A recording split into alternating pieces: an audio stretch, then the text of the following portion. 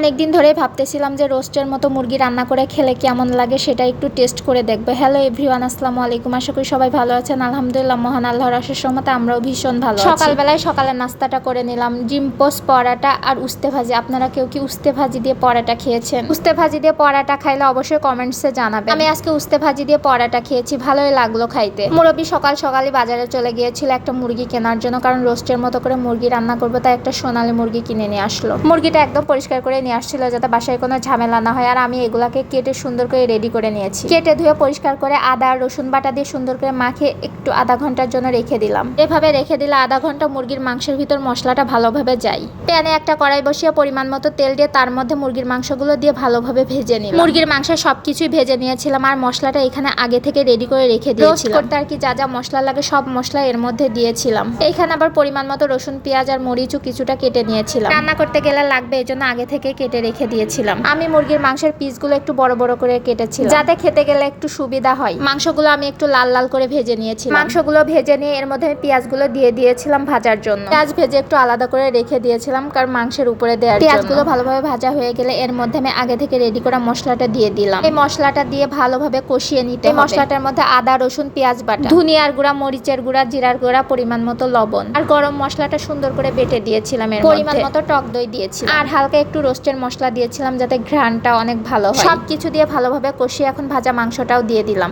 এক কথায় রোস্টের মতো করে মুরগিটা রান্না করতেছি যাতে খেতে একটু বেশি মজা লাগে। এটাই প্রথম আমি এরকম করে মুরগি রান্না করলাম, আসলে খেতে কেমন লাগে এটাই টেস্ট করার জন্য। আমরা যেহেতু রোস্ট করে খাই, এরকম করে খেতে মজা লাগে, তাই ভাবলাম রান্না যদি এরকম করে মুরগিটা করি তাহলেও খেতেও মনে হয় অনেক ভালো লাগে। যেই ভাবা সেই কাজ, আজকের রান্নাটা অনেক মজা হবে আর খেতেও অনেক মজা লাগবে। এর মধ্যে আমি স্পেশাল একটা জিনিস দিয়েছি, সেটা হলো দুধ। এর মধ্যে আমি শুধু একটা জিনিসই দেই না, সেটা হলো টমেটো সস। টমেটো সসটা দিলে ঘ্রাণটা যেন কেমন অন্যরকম লাগে, আমার কাছে বেশি একটা ভালো লাগে। আগে তো আমি কোনো কিছুই রান্না করতে পারতাম না, এখন আমি কত কিছু রান্না করা শিখে গেছি। মাংসটা কষানোর জন্য একটু পরিমাণ মতো পানি দিয়ে দিব যাতে মাংসটা সুন্দরভাবে সিদ্ধ হয়ে যায়, কারণ আমি একটু বড় বড় পিস করেছি এই জন্য। মাংসটা ভালোভাবে কষিয়ে এর মধ্যে পরিমাণ মতো পানি দিয়ে দিতে হবে। মাংসের মধ্যে ঝোলটা একটু গামাখা করে রাখবো যাতে খেতে ভালো লাগে। মানুষ আসলে হাতে ধরে শিখে না, দেখেই শিখে। যে দেখে শিখে সে সবকিছুই দেখে শিখতে পারে। কেউ কাউকে জোর করে শেখাইতে পারে না। নিজের ইচ্ছে শক্তি যদি না থাকে, মনের জোর যদি থাকে, তাহলে সবকিছুই শেখা সম্ভব। অনেকেই বলে এটা করতে পারি না, ওটা করতে পারি না, তবে আমি মনে করি মানুষ চোখ দিয়ে দেখেই শিখে। আগে যখন আমি কোনো একটা কাজ করতে যাইতাম তখন আমার আম্মু বলতো থাক তোর করা লাগবে না, আমিই করে দিব। আর এখন নিজে নিজে সবকিছু শিখে তারপরে আবার করা লাগে। এখন এই কথাটা বলারও লোক নাই যে থাক তোর করা লাগবে না, আমিই করে দিচ্ছি। যাই হোক, আমার রান্না বান্না শেষ।